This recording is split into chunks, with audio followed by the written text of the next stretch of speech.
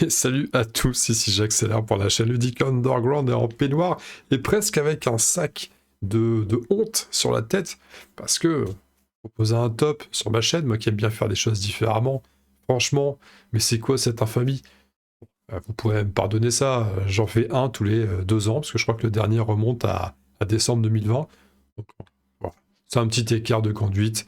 Navré, je sais que vous allez en bouffer en ce moment des tops avec Noël qui arrive, etc. Les top listes de Noël et compagnie. Mais bon, alors, figurez-vous que là, ça n'a rien à voir, c'est mon top 50 All Time of the World. Ça fait un moment que j'avais prévu, ça remonte à avril 2022. Et j'ai repoussé, j'ai repoussé, j'ai repoussé. Au final, mon top ressemble plus du tout à celui que j'aurais proposé en avril, mais vraiment, il y a eu des gros changements. J'ai pris mon courage à deux mains, j'ai pris un petit peu de temps. Et ben, nous y voilà. Top 50 All Time of the World par J'accélère. Alors avant d'aller plus loin, le gros bisou aux amis qui soutiennent la chaîne. Merci beaucoup. Voilà, vous êtes adorables. Merci en particulier à Lutinesque Lutin qui a rejoint le club des Super Punks là récemment. Donc ça fait grand plaisir. Et puis je ne cite qu'elle, mais en fait vous assurez tous grave quoi. Hein, vous êtes vous aussi vous êtes les All Time of the World en ce qui me concerne. Vous faites plaisir. Le top 50 jeux all-time, donc en 5 vidéos, je pars là aujourd'hui du numéro 50 au numéro 41, et puis je ferai par incrément de 10 sur chacune des vidéos qui va suivre, pour terminer avec le top 1, hein, le meilleur en ce qui me concerne, le meilleur jeu de tous les temps en ce qui me concerne. Les critères de sélection, alors oui, attention avant d'aller plus loin, attention, bien sûr, c'est subjectif, c'est mon ressenti de joueur, il y a bien sûr des choses, des souvenirs liés à certains jeux qui font que je les place au-dessus d'autres, même si je sais que l'intelligence collective va dire mais non, mais ce jeu-là, le jeu A est meilleur que le jeu B. Oui, mais pour moi, j'ai vécu de meilleurs moments sur le B et j'ai eu de bons souvenirs liés au B plus qu'au A, donc je vais placer le B avant le A. Donc c'est aussi simple que ça. Et comment j'ai départagé les jeux?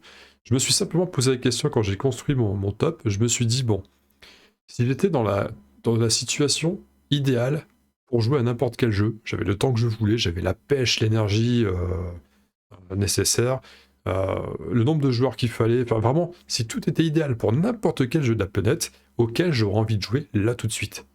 Ah, celui-là, d'accord. Alors toi, t'es le numéro 1. Paf. Ensuite, si celui-là était pas dispo, auquel je jouerais. Ah bah celui-là, bon bah donc t'es le numéro 2. Et je me suis simplement posé cette question-là à chaque fois. Et paf, hein, de fil en aiguille, j'arrive à un top 50. J'aurais pu proposer plus loin, j'aurais pu proposer un 75, un top 100, quelque chose comme ça. Mais je trouvais qu'au-delà de 50, ça commençait à devenir un petit peu n'importe quoi. C'était dur de savoir dans quel ordre. Et puis ça devenait un peu du remplissage à force. Je suis pas non plus un joueur qui a joué à une foule de jeux, en tout cas pas assez, pas assez de jeux que je pourrais considérer comme vraiment bons et qui me donneraient forcément envie.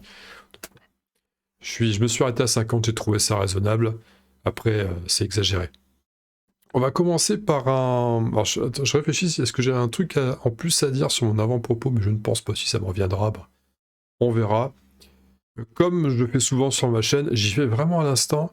Vous verrez des micro-coupures entre chaque numéro, parce que je repréparerai la petite image et tout, mais c'est du... Je déballe ce que j'ai sur le cœur vis-à-vis du jeu, ce que j'ai sur le cœur. Hein. Pas dans le sens que j'en ai gros sur la patate. Je veux dire des méchancetés sur le jeu, bah non, bien sûr que non. C'est pas ça, mais je vous livre simplement ce que j'en pense, sans préparer le truc. Ça rend la chose plus authentique, je trouve. Et on va commencer, parce que j'ai quand même préparé mon numéro 50, bien entendu, on va commencer par le 50, qui est notre ami Western Legends. Donc ça, c'est un jeu Western Legends. Alors c'est pareil, oui, voilà, c'est ça que je voulais dire dans mon avant-propos. J'ai oublié une petite chose, c'est que je ne vais pas illustrer les jeux. Je vais les citer, vous verrez à chaque fois la boîte s'afficher à côté, mais je vais pas les citer, je vais pas les illustrer, simplement parce que je considère que sur ma chaîne, on est quand même des personnes avec un minimum de curiosité, un minimum d'intelligence. S'il y a vraiment un jeu qui vous intéresse, vous irez chercher. Et c'est aussi par simple respect des photos. J'ai pas envie d'aller chercher des photos à droite à gauche qui ne m'appartiennent pas, qui appartiennent à des blogs qui traitent de ces sujets-là, du jeu. Et je trouvais ça un peu malhonnête d'aller chercher des photos, de les montrer sans rien demander. Et je me voyais pas non plus d'aller le demander indépendamment à chaque site pour telle photo. Enfin bon, bref. Je me suis dit, c'est plus simple, s'ils veulent faire la recherche, ils iront. Sinon, bah, tant pis, c'est pas grave. Western Legends, symboliquement, c'est mon numéro 50. Je voulais absolument le mettre dans mon top 50. Mais en réalité, je vais être franc, je n'ai joué qu'une fois à ce jeu. Une seule fois. Et c'est un vrai regret, parce que j'avais trouvé la partie plutôt sympa. Si on avait joué à 5 et que c'était un petit peu long, c'était notre première à tous, donc c'était un petit peu long comme système. Mais j'avais vraiment apprécié le côté bac à sable du jeu, le côté où on fait ce qu'on veut, il n'y a pas vraiment de limite, si ce n'est que la partie s'arrête quand un joueur a atteint un certain nombre de points de victoire, et ça déclenche la fin de partie.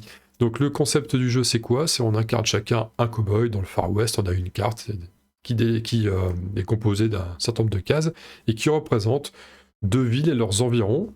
Donc dans le Far West, il y a un petit peu de tout, on peut faire pas mal de choses, on peut aller au saloon, défier les copains au poker, on n'arrêtait pas de faire ça quand on avait joué à ça, parce qu'on trouvait ça marrant, avec des cartes qu'on avait en main qui donnaient aussi des actions, mais quand on jouait au poker, ça servait aussi une carte de poker, on pouvait aller attaquer des hors-la-loi qui traînaient dans le coin, on pouvait aller livrer du bétail, je sais plus trop où, enfin, là je suis en train de puiser dans mes souvenirs, mais il y avait des choses à faire, on pouvait acheter de l'équipement, je sais qu'il existe des extensions qui permettent d'ailleurs de rendre le jeu encore plus ouverture de tiroir, il se passe des choses, on rajoute des règles, on rajoute des possibilités, ce qui doit être très bien, parce que j'avais trouvé le jeu cool, mais je pense qu'au bout de plusieurs parties, on allait un petit peu tourner en rond. Bah là, non. Et le truc qui rigole dans le jeu, c'est qu'on peut choisir une voie honnête, être marshal, shérif, toutes ces choses-là, comme on peut choisir une voie malhonnête et attaquer les banques et faire des trucs de malhonnête, quoi. Et en fonction de ça, c'était plus ou moins facile de gagner. Et donc, autour de la table, il y avait un certain équilibre qui devait se faire pour rendre les deux rôles intéressants. Ce qui, d'après certains avis que j'ai pu lire, n'est pas toujours le cas. Quand plein de monde joue gentil et qu'il y en a un qui joue méchant, il en prend plein la tronche, hélas. Mais... Donc c'est partie de tous ces jeux où l'équilibre doit se faire de manière un peu tacite autour de la table, sinon c'est pas si fun que ça. Mais j'aime bien le thème Far West, je pense que à force de me regarder, vous commencez à comprendre que j'adore ce thème-là. Et le thème, on fait un peu ce qu'on veut, on se raconte notre histoire. Ah là là, c'est cool, c'est cool. Voilà, donc ça, j'ai envie d'y rejouer. C'est mon numéro 50, sans conteste. Voilà, c'est le principe du top 50. Maintenant, on enchaîne, je vous présente d'autres jeux. Nous allons passer avec un jeu qui est plutôt ancien, le numéro 49, Guillotine. Alors là, pour certaines personnes qui jouent depuis longtemps, ça va peut-être vous parler, ça va peut-être raviver une petite corde sensible, peut-être. Hein. C'est quand même une époque où il n'y avait pas autant de jeux que maintenant, vous vous doutez bien, là, maintenant c'est infernal. Ça sort de partout, et là, tu sors de chez toi, tu ouvres la porte, putain, un nouveau jeu, quoi. Il y a des nouveaux jeux partout. Ah, ça n'arrête pas. Et bien à cette époque-là, il n'y avait pas tant que ça. Et Guillotine, à une époque lointaine où on se rassemblait entre potes et on jouait à Warhammer, les figurines, etc., eh bien, c'était pas rare qu'entre deux parties, alors c'est à l'époque, j'étais même pas dans un club de jeu, hein, on jouait entre nous, dans la cave des parents de l'un, de l'autre, etc., et on sortait, il y avait un pote dans la bande qui avait ce jeu-là, un jeu de cartes, Guillotine. Et le principe est assez simple, hein. De toute façon, à l'époque, il n'y avait pas de jeu si sophistiqué que maintenant. Enfin, si, il y en avait, en réalité, si, il y en avait. Mais bon, voilà, celui-là, en tout cas, c'était pas le cas. Jeu plutôt d'ambiance, si on peut le dire. On avait chacun des cartes actions en main, et au milieu de la table, il y avait une file de 12 cartes, qui représentaient des nobles, ou apparentés, qui allaient passer sur l'échafaud pour se faire trancher la tête. On est dans le thème de la Révolution française. Donc, les Louis XVI, Marie-Antoinette, pour ne citer que, mais il y en avait plein, le cardinal, le machin, le truc, le bidule, les brolles, comme vous dites aussi en Belgique. Ils vont passer. Chaque tête vaut un certain nombre de points, donc il faut simplement essayer, nous, en tant que bons révolutionnaires, de capter le maximum de têtes coupées qui valent le plus de points possible pour gagner la partie. Et donc il y avait des têtes par contre qui donnaient des points négatifs. Le héros du peuple, s'il se faisait décapiter, le héros du peuple, c'était -3 quand même. Il y avait le porteur du pot. Non, le porteur du pot, il rapportait des points, il rapportait 1 point. Mais je crois qu'il y avait un errata après et qui valait 0. J'ai cru voir un truc comme ça un peu bizarre. Enfin bref, toutes les choses. Et avec les cartes actions, on a essayé d'altérer la file. Des fois, on allait réussir à faire un coup double. Paf, on prenait les 2 têtes d'affile. Tiens, ce personnage-là, c'est à moi de jouer. Je vais jouer ça comme ça. Je vais déplacer ce noble de 3 cases en arrière. Comme ça, finalement, je prendrai la tête du noble d'après, qui passe du coup avant.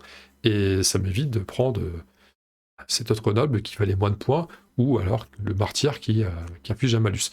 tout simplement ça. C'était marrant, c'était la déconne. Alors, bien sûr, avec toute mon objectivité et mon recul, le jeu est pas non plus extraordinaire, hein. Une fois qu'on a découvert plein d'autres jeux entre-temps, oui, ça reste un truc assez trivial.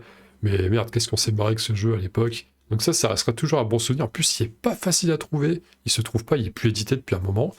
Je sais plus en quelle année il est sorti, mais vraiment début des années 2000 peut-être, ou même peut-être fin des années 90, quelque chose comme ça. Et si vous cherchez de l'occasion, vous verrez, il est rarement en dessous de 40 balles, alors que c'est un petit jeu de cartes de type ce qu'on pourrait trouver aux alentours de 15-20 balles, là maintenant à notre époque. Voilà, Guillotine. Qu'est-ce qu'on s'est marré. 49, sans hésiter non plus. Passons au numéro 48, qui est un jeu qu'on pourrait apparenter à du jeu d'ambiance. On est encore dedans, c'est familial, c'est bon esprit, c'est un bon petit Mysterium. Mysterium, c'est un jeu que j'ai toujours apprécié, même si à un moment donné après j'ai fini par, on va pas dire saturé, mais pas loin, parce qu'on avait pas mal enchaîné les parties, et bon, au bout d'un moment, c'est comme n'importe quel jeu, hein, de toute façon, c'est un peu rébarbatif, hein, on fait toujours les mêmes choses, c'est normal, ce qui n'est pas un défaut en soi, parce que n'importe quel jeu va pas te proposer de faire du golf si c'est un jeu de foot, enfin, c'est normal. Donc c'est toujours un peu les mêmes réflexes, les mêmes mécanismes, mais c'est quand même un bon petit plaisir d'y retourner de temps à autre. Pour ça qu'il est dans mon top. Ça reste un des jeux qui m'a marqué. De toute façon, là, dans le top, on va partir que sur des jeux qui m'ont un minimum marqué. Sinon, ce serait idiot de les y faire figurer. Et Mysterium, déjà, alors oui, le pitch, pour ceux qui ne connaissent pas Mysterium, on sait jamais, ça peut être le cas. Un jeu d'association d'idées avec les images, ça part de là. Ça part de la base de Dixit, le jeu Dixit, où avec des images assez abstraites, on essaie de faire passer des idées. Alors, je vous fais très très succinctement. Et Mysterium, donc, il y a un joueur, c'est du coopératif cette fois-ci, et un joueur va incarner un fantôme qui, à l'aide de cartes avec des illustrations très abstraites, va essayer de donner des indices aux autres joueurs qui sont de genre d'investigateurs qui vont suivre des pistes pour essayer de dénicher qui est l'assassin, avec quelle arme et dans quel lieu. Donc, le petit trio célèbre du Cluedo. Donc chacun va travailler sur une piste différente avec ses images. Il va dire, tiens, avec ce flash-là, les images représentent des flashs du fantôme. Il va dire, bah tiens, cette image-là, ça fait penser à ce personnage-là, tiens, parce que c'est un facteur. Les images, il y a l'air d'avoir un petit cachet de poste quelque part là, même si ça tombe, ça n'a rien à voir. Peut-être que le fantôme il a donné ça pour une autre raison, mais bon. Donc c'est l'embrouille. Le fantôme n'a pas le droit de parler, il communique vraiment qu'avec des images. Et nous, on a le droit de se concerter entre investigateurs, ce qui peut aussi d'ailleurs foutre le bordel, hein. Ça m'en de rien. On peut se laisser un peu induire en erreur par les copains qui disent mais si c'est évident, regarde, là la carte elle est plutôt bleue, donc tu enquêtes sur ce lieu-là, parce que celui-là, regarde, il est très bleu par rapport aux autres. Et là le fantôme est en train de se dire mais merde, putain, j'ai pas du tout fait ça, j'ai donné ça parce que regarde, il y a des couverts, c'est la cuisine, bordel, c'est la cuisine, pourquoi il... Mais quel boulet. Mais à la fin, quand on perd, c'est toujours la faute du fantôme, ça c'est ce qu'il faut se dire, sauf le fantôme hein, qui n'est pas d'accord, mais il est tout seul, donc il a tort, hélas. Enfin voilà, c'est toujours sympa, c'est bonne ambiance, on va quand même lui incriminer ce petit défaut, comme quoi c'est un petit peu long à installer pour un jeu dans lequel le temps d'action va être assez court, ça m'en de rien, parce que le temps qu'on attend les cartes du fantôme, des fois tu peux aux toilettes, tu reviens, tu te fais un café pour ceux qui boivent du café, tu reviens, puis c'est bon, je peux jouer, ok. Bon, il y a le temps du sablier pour tout jouer, pour ceux qui jouent avec le sablier. Alors, bref, c'est un petit peu short parfois, c'est un peu beaucoup de choses pour pas beaucoup d'actions, comme le baseball. Il n'y a pas de suite à ma phrase, comme le baseball, où les matchs durent une éternité pour au final de l'action très très... c'est sporadique quoi. Hein. J'avais envie de caser le mot sporadique. On le sort maintenant. Un Mysterium 48, c'est validé. Hop, paf. Nous enchaînons avec le numéro 47, je crois. Oui, c'est ça, nous sommes déjà au 47. Un jeu de pli pour le 47. Nous partons sur The Crew, l'équipage en français, en quête de la 9e planète. Eh oui, jeu coopératif, un jeu de pli.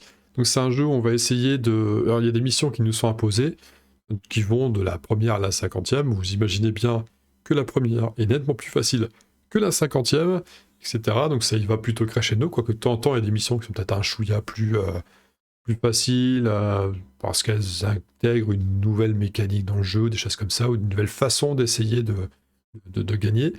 Et donc c'est marrant, on a toujours en main 9 ou 10 cartes, c'est 10 cartes je crois, j'ai un doute, ça dépend le nombre de joueurs en fait. Je dis ça, mais ça dépend le nombre de joueurs.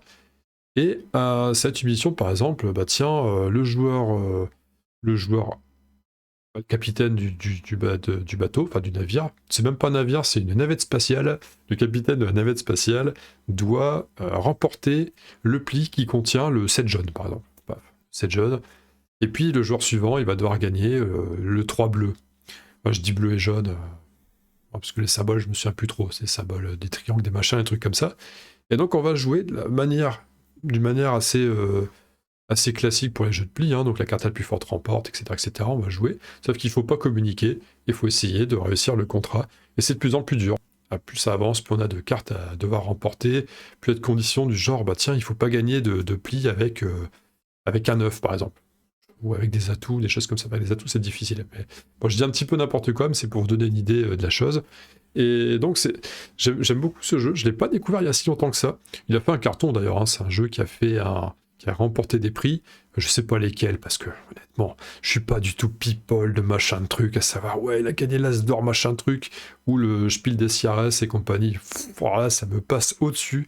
Je suis un joueur qui joue, quoi. Je suis pas un joueur qui commence à me branler la nouille avec une culture générale, le jeu qui est pas générale, du coup, une culture ludique.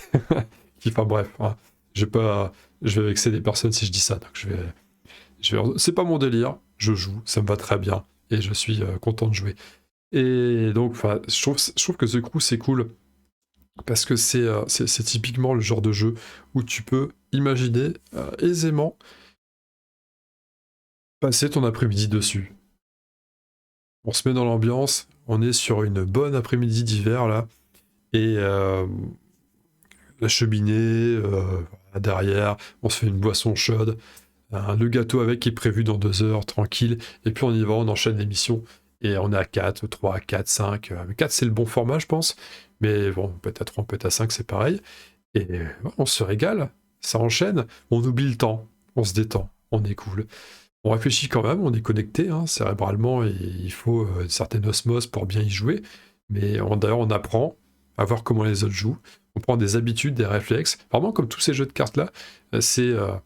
et donc pour info, ce qui est souvent dit dans les commentaires, c'est que les personnes qui font essayer ce jeu à d'autres personnes qui sont pas très très joueuses, jeux de plateau moderne, etc., mais qui aiment les jeux de pli, à chaque fois ça fait mouche.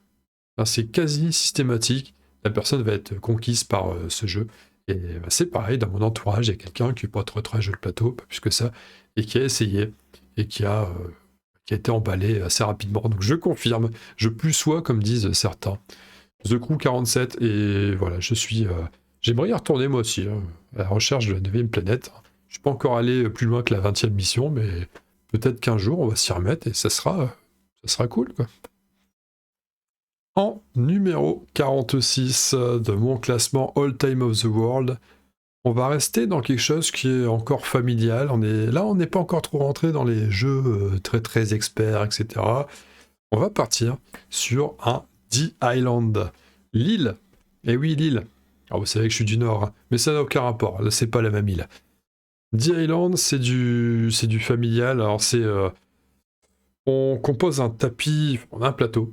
Et sur ce plateau, on a plein de cases d'océan et 4 îles dans les coins. Enfin, 4 morceaux de terre dans les coins. C'est pas des îles, hein. On sait pas trop en fait ce que c'est. Mais 4 morceaux de terre, et un pour chaque joueur.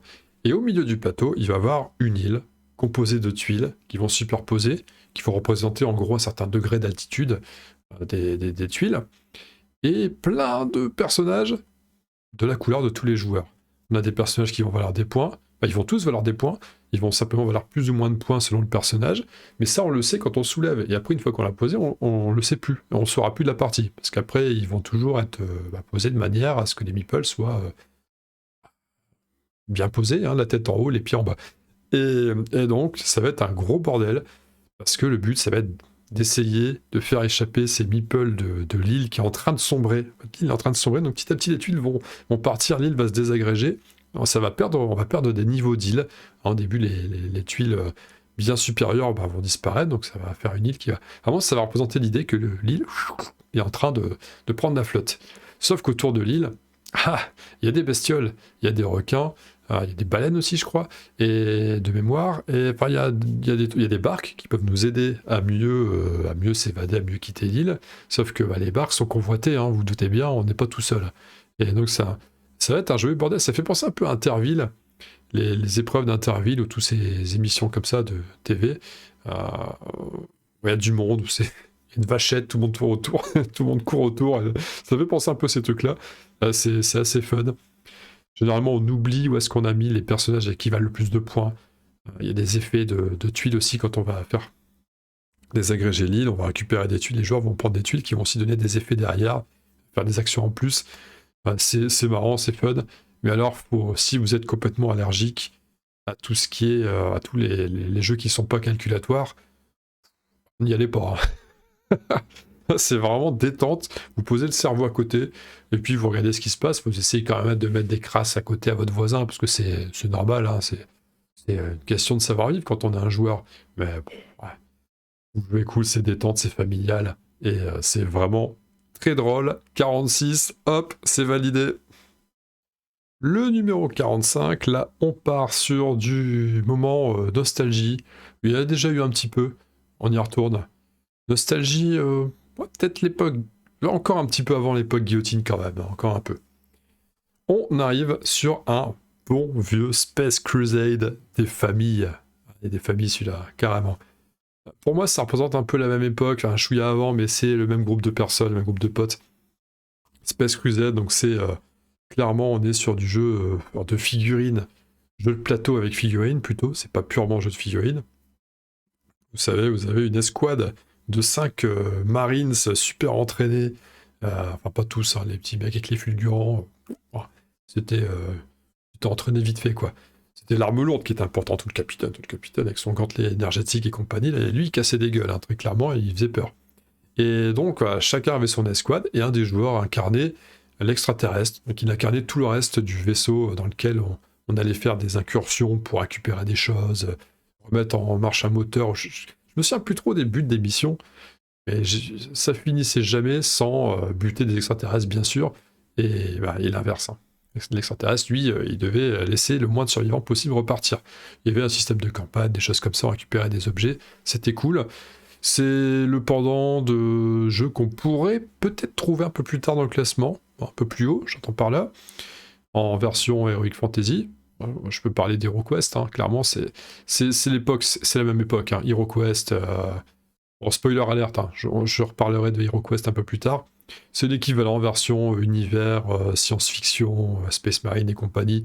Et pour ceux qui jouent à Warhammer 40 000, vous avez forcément reconnu sur l'illustration des dessins de choses qui vous parlent. Et Space Crusade, génial, j'ai adoré cette expérience. C'est marrant parce que j'ai toujours été beaucoup plus attiré par l'univers Heroic Fantasy. D'ailleurs, jamais vraiment joué à Warhammer 40 000. J'ai eu une petite pige à un moment donné, j'ai essayé quand même, j'avais commencé à monter une petite armée d'Eldar Noir, mais c'était pas... Ça m'a pas parlé plus que ça, et j'ai vite zappé. Pour autant, Space Crusade, ça fait partie des rares jeux comme ça, ou StarCraft en version jeu vidéo.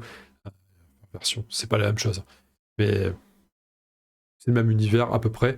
Dans le délire. Je dis pas que c'est le même univers. Dans l'esprit. On est dans science-fiction avec des Marines et compagnie. J'ai trouvé ça cool. Vraiment, je me suis régalé. Je m'étais encore plus régalé à jouer les extraterrestres parce qu'il y a vraiment moyen de la jouer salopard quand on joue extraterrestres. Ah, qu'est-ce que c'est bon quand on fout plein la gueule aux autres. C'est toujours bon. Space Crusade 45, je referai une partie avec grand plaisir. Là tout de suite, si j'en avais l'occasion d'ailleurs. En numéro 44, nous allons partir pour un jeu qui a été réédité entre-temps 2 fois, 3 fois, j'ai un doute, peut-être 3 fois. Je pense que c'est 2, mais vous allez peut-être me dire en commentaire si vous avez envie de me corriger. Et si vous voulez étaler votre science, vous êtes les bienvenus, pas de problème. Mission Planète Rouge. Mission Red Planet, où certains disent Michel to Mars, mais c'est pas exactement la bonne traduction officielle. Mission Planète Rouge, c'est du jeu de placement, de programmation, il y a du bluff, Il y a du bluff, ouais. C'est du placement, donc placement conquête de territoire, un peu influence, hein, du coup, pour essayer d'être majoritaire dans certains coins. Alors, on a Mars, on est chacun je sais plus, une entreprise, une corporation, un truc comme ça, ça n'a pas tellement d'importance, mais on a les mêmes cartes, on a les mêmes personnages qu'on va pouvoir jouer, et puis on va secrètement choisir les personnages qu'on va essayer d'envoyer sur Mars pour coloniser Mars mieux que les autres. Et en fonction des personnages qu'on va jouer, on va intégrer les fusées qui sont en partance pour Mars dans un certain ordre, et ce qui va faire que des fois, il y a des personnages qui vont faire partir les fusées plus vite que d'autres, avant que d'autres n'aient pu rentrer dans les fusées pour avoir de la place, etc., etc. Ça va se manifester après derrière sous forme de figurines qui vont peupler les différentes zones de la planète, et en fonction de qui est majoritaire sur quelle zone, ça va rapporter des points. J'ai essayé de faire un portrait. Vous voyez, je fais des efforts quand même, hein, pour pas passer une demi-heure par jeu, même si j'adorerais. Donc il y a de la tension, on tente des coups. Est-ce que je vais jouer ce personnage-là? Tu sais, je vais jouer le sniper. Il y avait sniper, c'est ça, j'ai un doute sur le nom. Un personnage qui élimine un colon sur Mars. Il y a des sacrés coups de vis à se faire, et ça le rend savoureux. Il est cool. Vraiment, c'est un jeu à jouer à 4 personnes. On peut même je peux jouer à 5 à celui-là? J'ai un doute. Ouais, je pense qu'on peut y jouer à 5. Enfin bref, faut être plein, parce que c'est plus marrant quand c'est le bordel. Et ça se joue relativement vite quand même. Relativement. On sait que les jeux, on prend du plaisir, on prend le temps de les... Le temps qui est indiqué sur les boîtes, là, partie de, je sais pas combien c'était ce jeu-là, 1 heure peut-être, j'en sais rien. C'est jamais 1 heure, hein. On sait que c'est toujours, vous multipliez par 1,5 ou par 2, voire 2,5, et là c'est le temps réel d'une partie quand on joue chez nous. En tout cas, dans mes cercles de joueurs, c'est toujours comme ça, c'est jamais l'inverse, mais ou alors c'est que ça s'est mal passé avant. Et celui-là, Mission Red Planet, Mission Planète Rouge, j'ai adopté aussi 44, c'est un jeu que j'aimerais sortir si possible, hein, bien sûr. Et puis j'aime bien l'ambiance du jeu, ce côté un peu Jules Verne dans les graphismes. Pour cette édition-là, c'est cool, j'adore, c'est beau. Le suivant, là, on repasse dans du jeu un peu plus... On repasse. On transite plutôt vers du jeu un chouïa plus expert. Alors c'est pas le plus expert des experts, mais c'est quand même quelque chose qu'on ne dépose pas dans toutes les mains. Lewis & Clark, le numéro 43 de mon top 50 des jeux All Time of the World. Lewis & Clark, donc c'est quoi Lewis & Clark? C'est un jeu de course. Alors on ne dirait pas, mais c'est un jeu de course. Bon, ça serait réducteur de dire ça, en fait, c'est pas vraiment un jeu de course. Disons qu'on a une expédition rivale, chaque joueur joue une expédition, donc on est en concurrence, et on doit être le premier à se tartiner toute la route, qui se manifeste sous forme de rivière, puis de montagne, puis un peu de rivière, puis un peu de montagne, puis un peu de rivière, ou alors on peut modifier ça avec des petits puits en plus. Et donc le premier arrivé de l'autre côté, il a gagné. Mais pour faire avancer son expédition, parce qu'on n'est pas toujours en canoë, il faut jouer des cartes, actions, reprendre des ressources, transformer des ressources en tel truc, solliciter l'aide des Indiens aussi, parce qu'on a des jetons, hein, des meeples indiens qui vont aussi nous aider à renforcer nos cartes. Il y a un système de cartes actions en plus qui peut être joué à plusieurs niveaux, à niveau 1, 2 ou 3, et les Indiens peuvent renforcer justement ces actions. Donc si je joue une collecte de fourrure niveau 3, j'en prendrai plus que si je joue une collecte de fourrure niveau 1. Mais si je veux la jouer niveau 3, il faut que j'utilise 2 Indiens en plus. Et les Indiens, il faut les avoir, et puis etc. Enfin, vous voyez, typique des jeux comme ça où il faut un peu programmer les choses par avance, mais pas tant que ça, parce qu'il y a un minimum d'interaction avec les adversaires. En fonction des cartes qu'ils auront posées devant eux, nos actions vont être plus ou moins fortes aussi. Donc il va falloir semi-programmer et en même temps s'adapter. Et j'aime bien sur le thème, hein, je disais que j'aimais bien le thème du Far West. Alors on n'est pas exactement sur un thème Far West, on est plus sur un thème conquête de l'Ouest, encore au stade de l'exploration. Les tout premiers explorateurs, les fameux Lewis & Clark, qui ont vraiment existé. Si vous vous renseignez sur l'histoire de l'Amérique, vous verrez forcément leur nom à un moment donné, ou alors tapez directement Lewis & Clark, là vous avez encore plus de chances de les trouver tout de suite, et non, c'est intéressant. Et bon, la thématique est sympa, hein. Je vais pas faire comme tous les vieux grincheux. Ouais, le thème, je trouve qu'il est plaqué, on aurait pu faire autre chose. Bah oui, c'est toujours comme ça. Bien sûr, c'est un jeu, le thème est toujours plaqué. Forcément. Enfin bon, je dénonce beaucoup ce soir, hein. Ça fait 2 fois déjà, hein, que je dis des trucs comme ça. Et je vais me faire taper sur les doigts, on va m'attendre à la sortie avec une barre de fer, et je pourrais plus marcher après, mince. Bon, on passe à un suivant, en tout cas Lewis and Clark. Oui, si, pour finir avec Lewis and Clark, dans mon top 25 de Noël que j'avais fait il y a 2 ans, c'est le fameux top 25 calendrier de l'Avent en poème. Je ne sais plus si j'en ai parlé en début de la vidéo, mais si vous voulez vous taper un délire, regardez un de mes délires, allez faire un tour, hein, vous allez dans les méandres des vidéos de ma chaîne, pardon, et vous êtes tombé sur un top 25 de l'Avent, avec une vignette dégueulasse d'ailleurs. Voilà, j'ai jamais été doué pour les vignettes, hein. Et vous verrez, il y a l'ambiance, hein. Top 25 en poème.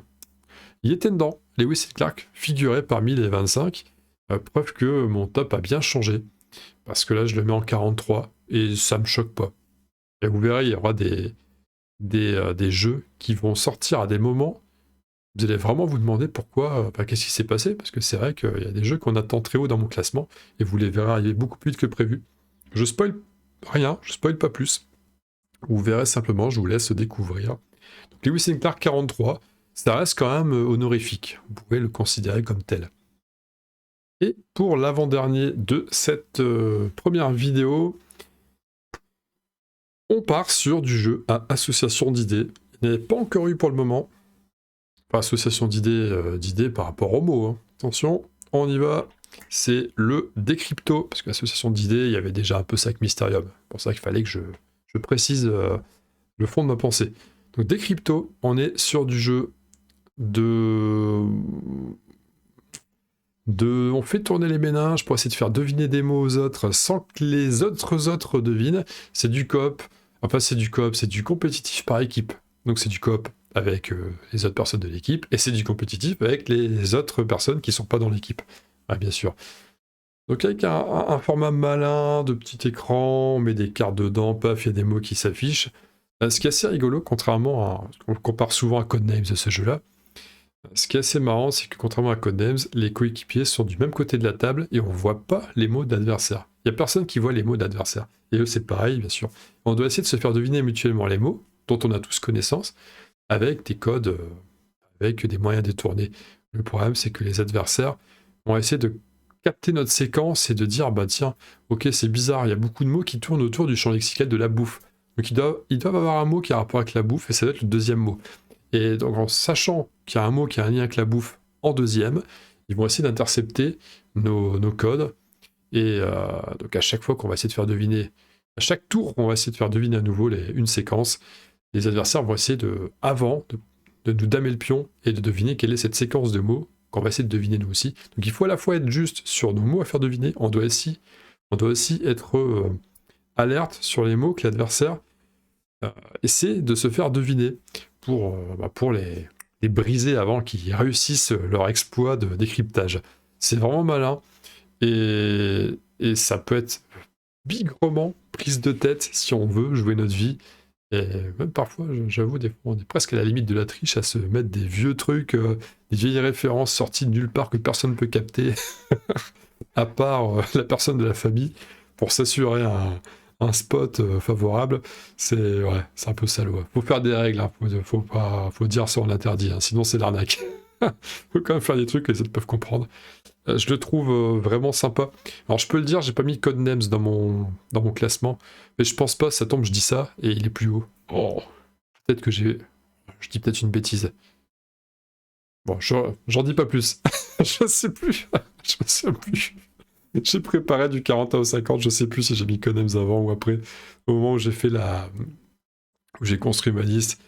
Allez, je passe sur autre chose tout de suite pour éviter la connerie. Et le dernier de ce premier segment pour mon top 50 jeux all time of the world, c'est un jeu où il peut y avoir un traître, mais il peut aussi ne pas y avoir de traître. C'est un jeu qui prend du temps, c'est un jeu qui se passe en hiver, c'est un jeu où il y a des morts, c'est un jeu où il y a des morts de l'hiver, c'est Dead of Winter. En 41ème, donc Dead of Winter, c'est un jeu qui a pas mal chuté quand même dans mon classement par rapport à il y a 2 ans au classement de Noël. C'est un truc que j'ai pas dit ça d'ailleurs dans mon... C'est vrai. Et bon, alors, je le dis maintenant, c'est un peu con parce qu'on est plutôt vers la fin de la vidéo. Mais c'est vrai que les personnes qui consomment beaucoup ce genre de vidéos sont souvent des personnes qui, hein, je me trompe peut-être, mais se renseignent énormément sur les sorties des jeux, voilà, ce qui me doivent se dire, mais en fait, son top, c'est un... J'ai précisé all time, hein, attention, il n'y a pas de mensonge. Il va se dire, mais il n'y a pas beaucoup de nouveaux jeux dans son top. Et c'est vrai que là, par exemple, sur les 10 que j'ai présentés dans ce segment, le plus récent, ça doit être The Crew, peut-être. Ça pourrait être The Crew, qui se présente en 47e. Je pense que c'est ça. Et The Crew, ça fait déjà, seulement de rien, un bon 3 ans qui est sorti, même voir peut-être plus. 3 ans peut-être bien, 2-3 ans. Donc ouais. Alors figurez-vous que dans ce qui va suivre, dans les vidéos qui arrivent, ça va pas être beaucoup mieux. Hein. On est vraiment sur des jeux. Il y aura des jeux un peu plus récents que The Crew, mais il n'y en aura pas des masses. Je le reprécise, sans vous avez capté au niveau de ma chaîne et ce que je propose comme vidéo, je suis vraiment pas un joueur qui s'intéresse à fond à la nouveauté. Au contraire, je trouve que c'est tellement dommage qu'il y ait tant de nouveautés. Je trouve que c'est dommage. À chaque fois, je me dis qu'il faut que je fasse une vidéo là-dessus d'ailleurs, juste parler de ces choses-là. Mais à chaque fois, je passe en me disant, allez, j'ai mieux à faire quand même avant. Et bah oui, j'aime bien prendre le temps de ressortir des jeux qu'on a appréciés, qu'on n'a pas eu le temps, à qui on n'a pas eu le temps de donner plus pas de chance, parce qu'on les aime bien ces jeux-là, mais simplement on les a pas sortis assez, et c'est dommage de les mettre en plan, juste parce qu'il y a des nouveautés, il y a des hypes qui durent 3 semaines, et puis après on zappe, on repasse à autre chose. C'est dommage. Moi, ces jeux-là, c'est aussi pour ça que ce top 50 all-time, j'y tiens, ça les met à l'honneur. C'est plutôt cool. Et là, on va reparler maintenant de Dead of Winter. Donc, Dead of Winter, c'est un jeu qui, de prime abord, est coopératif. On va chacun avoir un groupe de survivants, donc une colonie, vous voyez, un monde un peu post-apocalyptique. En plus, c'est l'hiver, donc c'est vraiment post-apocalyptique, hein, sauf au Québec où c'est normal, c'est la vie de tous les jours. Et donc il y a des zombies qui traînent autour de la colonie, et il y a des lieux extérieurs où on pourrait essayer d'aller chercher des ressources pour mieux survivre et mieux gérer la crise. Les crises, parce que chaque tour, il y aura une nouvelle crise qui va arriver. Donc ça se joue un tour de jeu, chacun va faire agir ses différents survivants, chacun 2 en main au début, enfin je dis en main, 2 dans la colonie au début. C'est des groupes qui vont pouvoir s'étoffer d'ailleurs, parce qu'en fouillant à droite à gauche, on va pouvoir trouver d'autres survivants. Et chaque survivant a sa petite capacité. Il y en a un qui va plus facilement éliminer des zombies sans risque, parce que éliminer des zombies, c'est jamais sans risque habituellement. Il y en a qui vont pouvoir se déplacer d'un point à un autre sans risque non plus, parce que si on se déplace comme ça dans la neige, on peut aussi choper une engelure, en plus d'une morsure de zombie, tout hasard, au hasard d'un croisement. Et en plus de ça, il y a un petit aspect narratif. Déjà, on joue une mission, au début on sélectionne une mission, qui va être, je sais pas moi, trouver un certain nombre de médicaments, parce que la maladie fait rage, ou une connerie comme ça. Et en plus de cela, à chaque tour de joueur, son voisin va prendre une carte avec un texte d'ambiance dedans, qui va être lu ou non, ça dépend des conditions, ça dépend de la carte. Une carte va dire, bah tiens, si le joueur se déplace au supermarché, alors il se passe ça. Mais s'il se déplace pas, il n'y a pas lieu de lire la carte, donc il se passera rien. Et il y a des dilemmes qui vont se créer comme ça, qui vont arriver dans le jeu, en fonction des cartes justement, et ça va être des dilemmes d'ordre plus ou moins moral, et c'est marrant, c'est marrant. Et donc, ouais, ce qui fait un peu en plus, ce qui donne la saveur à ce jeu-là, c'est l'aspect, il y a peut-être un traître, parce qu'un des joueurs, en début de partie, chacun va tirer une carte de conditions de victoire supplémentaires, parce qu'on doit gagner collectivement, mais on va essayer de encore plus gagner que collectivement. Donc chacun a une condition de victoire secondaire qui va départager pour savoir qui a vraiment gagné à la fin. Et parmi ces cartes, il y a une carte traître. Vous êtes le traître, vous allez devoir faire autre chose, blablabla, voilà, il n'y a pas de... Et ça, les autres ne le savent pas. Ils vont peut-être s'en douter à un moment donné, quand ils vont voir que c'est bizarre, vous agissez de manière un peu étrange, quoi. Parce que on dirait, tiens, on dirait, Thomas, que t'as pas envie de nous faire gagner, c'est bizarre, toi, tu serais pas un peu traître, hein. Voilà, c'est des choses comme ça. Et au début, il va faire semblant, hein, il va participer aux tâches collectives et tout. Donc c'est cool, vraiment. Le jeu est vraiment drôle. C'est pas drôle, mais c'est le côté suspicion que j'apprécie toujours dans ces jeux-là. Et il n'est pas facile. Par contre, il faut reconnaître qu'il est un petit peu long. Des fois, on attend son tour. Le jeu est plus intéressant quand on est nombreux. Quand on joue à 3 tout pile, c'est un peu léger, quoi. Enfin, 2, 3, c'est léger. 4-5, ça commence à devenir cool. Sauf que 4-5, ça commence à faire des tours assez longs.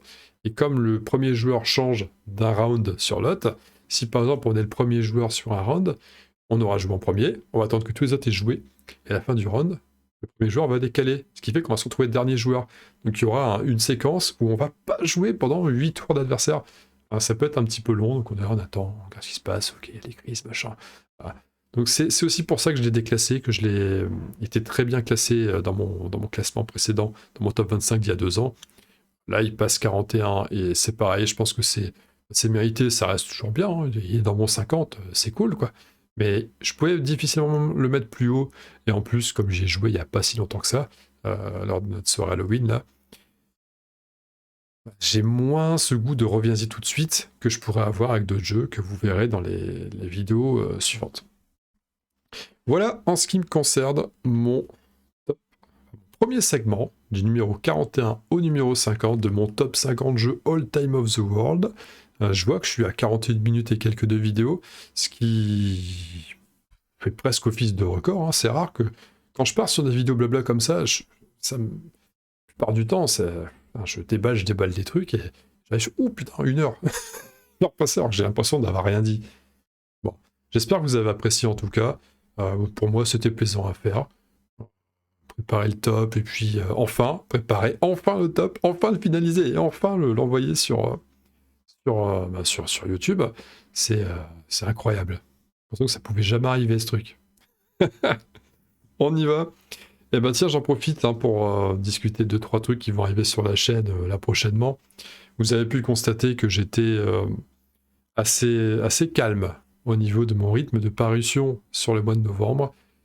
Je reconnais que j'avais d'autres choses à faire et j'avais besoin aussi d'être plus cool. Enfin, très simplement, toujours préparer des vidéos à un moment donné, ça devient un petit peu rengaine et c'est dommage.